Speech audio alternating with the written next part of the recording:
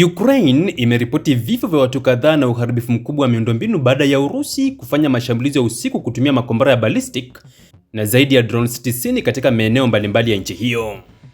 Kwa mujibu wa jeshi la anga la Ukraine, Urusi ilirusha makombora mawili pamoja na drones 94 za masafa marefu, na vikosi vya ulinzi vya Ukraine vilisema vilifanikiwa kuharibu au kuvuruga drones 81, lakini baadhi ya makombora na drones zilifanikiwa kufika malengo yao na kusababisha vifo na majeruhi katika maeneo kadhaa. Miongoni mwa maeneo yaliyoathirika ni Odessa, Zaporizhia, Kramatorsk na Pavlograd, ambako mashambulizi yalisababisha vifo vya raia na kuharibu majengo ya makazi pamoja na miundombinu muhimu. Ripoti nyingine zinaonyesha kuwa mwezi Julai umeshuhudia ongezeko kubwa la mashambulizi ya Urusi dhidi ya miji ya Ukraine. Mashambulizi haya yanakuja wakati ambapo Ukraine nayo ikiendelea na mashambulizi ya drones ndani ya Urusi, ikiwemo maeneo karibu na Moscow, jambo linaloonyesha kuendelea kwa vita vya pande zote bila dalili za kupungua.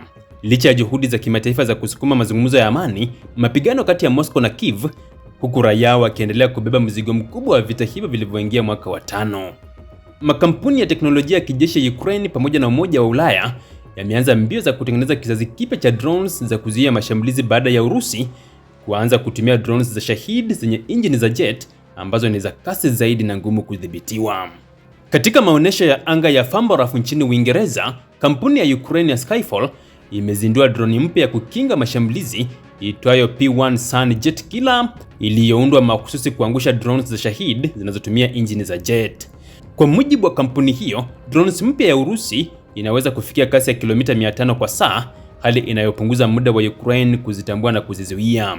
Hata hivyo, P1 Sun Jet Killer inaweza kufikia kasi ya kilomita 370 kwa saa na tayari imeripotiwa kuangusha zaidi ya drones 12 za aina hiyo katika majaribio ya medani ya kivita.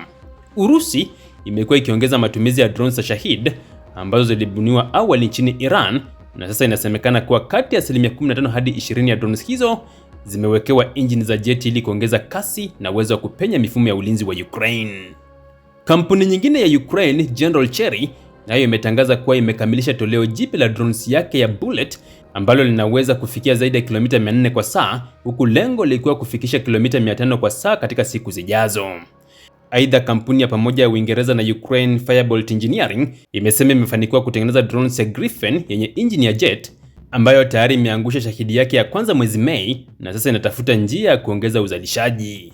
Mabadiliko haya yanaonyesha jinsi vita vya Ukraine vimegeuka kuwa mashindano ya teknolojia ya drones, ambapo kila upande unalazimika kubuni silaha mpya kwa kasi ili kuendana na mbinu za adui. Wataalamu wanaamini kuwa enzi za makombora ya gharama kubwa zinaanza kupingwa na drones za bei nafuu lakini zenye uwezo mkubwa wa kubadilisha uwanja wa kivita.